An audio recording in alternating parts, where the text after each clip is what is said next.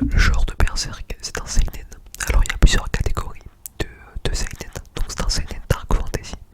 Donc ça veut dire que ça va se passer dans un univers très sombre. Donc il y a plusieurs genres de catégories de manga. Donc il y a les shoujo, il y a les seinen, shonen, yaoi, hentai et plein d'autres. Du coup voilà, donc c'est un seinen. Un seinen c'est une catégorie de manga où il y aura beaucoup de sujets sérieux, beaucoup d'intrigues, une vraie histoire.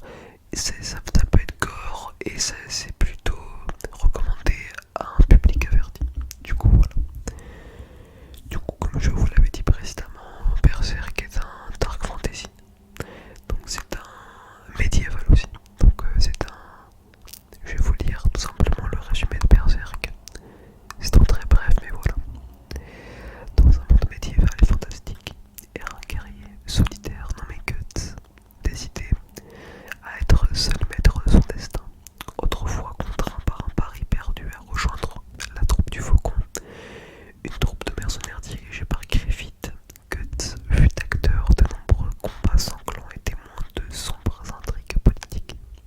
Du coup voilà, faut savoir que Berserk a été créé en 1989, édité par Monthly Animals of Age. Donc c'est un journal de prépublication japonais. Euh, il va avoir un gros succès jusqu'à aujourd'hui, donc de 1989 à 2022. Il faut savoir que l'anime n'est toujours pas, enfin pardon, le manga n'est toujours pas fini. Il est composé de 41 tomes et le 42 est en train d'être édité. Les chapitres sont en train d'être dessinés et écrits simplement. Du coup voilà, les personnages principaux de cette œuvre magnifique selon moi. Alors il y a Guts, Casca, Griffith, Serpico, Farnèse, Isidro, Shirk, Puck et la troupe du Faucon. J'en ai oublié bien sûr plein d'autres, mais c'est pour éviter de vous spoiler. Donc du coup voilà.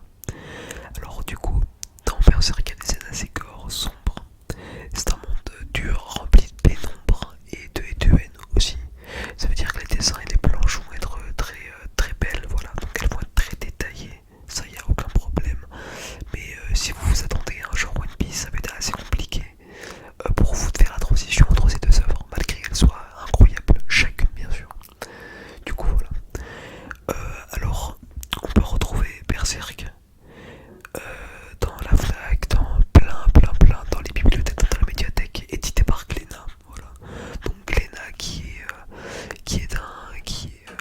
est une maison d'édition, voilà, qui publie actuellement One Piece, Tokyo Revenger, et pour les connaisseurs, Sakamoto Days, donc alias Professeur Sakamoto. Du coup voilà, c'est la plus grande maison d'édition de France. Du coup voilà. Alors, personnellement, ce que j'en pense de Berserk, c'est une œuvre déjà pour moi qui ne vieillit pas et qui sera intergénérationnelle, parce qu'on suit un jeune garçon qui a vécu un passé très dur et qui a vécu des choses horribles et qui va se forger et qui va essayer de contrôler et être maître de son destin. Voilà. Donc il faut savoir que Berserk est un monde dans un monde médiéval. Donc il y a une immersion complète, c'est magnifique, les planches sont très belles et très détaillées, surtout sur les dernières planches de Kentaro Miura, qui sont très détaillées, la verdure, les maisons, le ciel, les traits du personnage, les traits des personnages sont magnifiques, voilà. Il n'y a pas d'autre mot à dire. Il y aura des détails tout bêtes, mais qui vont être super importants dans l'ensemble du dessin et des planches. L'alignement des planches vont être différentes pour essayer de mieux comprendre au niveau du caractère des personnages. Ça va être très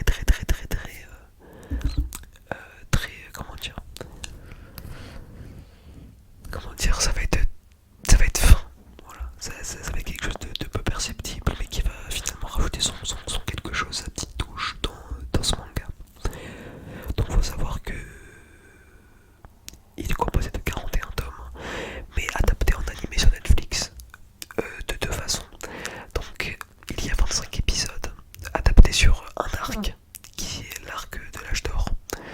Et il y a 3 films d'animation sur Netflix. Donc voilà, vous pouvez retrouver donc un animé de 25 épisodes et de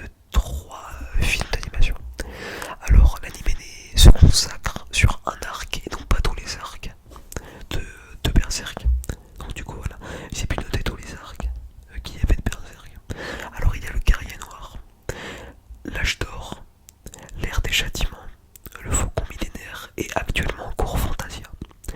Donc l'âge d'or, donc le deuxième arc de cette œuvre, est considéré comme, pour les connaisseurs, un des meilleurs arcs ever.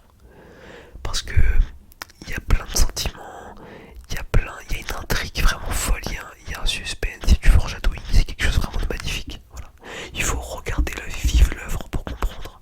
Parce que c'est vrai que quand on me dit ouais cet arc est incroyable, bah, quand je l'aurais pas regardé, quand j'aurais regardé juste quelques planches, je comprendrais pas, mais il faut vraiment se plonger dans le livre, dans le manga. C'est pour ça que je conseille très très très fortement cette œuvre. C'est magnifique, il y a des valeurs qui sont inculquées et c'est vraiment beau. Donc du coup voilà. Qu'est-ce que j'ai noté d'autre qui peuvent être intéressants? Donc là j'ai déjà cité, les planches sont magnifiques et très détaillées. C'est super important. Alors je vais vous dire le caractère de Guts qui est le personnage principal. Guts est présenté d'emblée comme un fou de guerre impitoyable. Il s'agit d'un personnage marqué par son enfance impitoyable et la violence ambiante dans laquelle il a vécu et continue de vivre.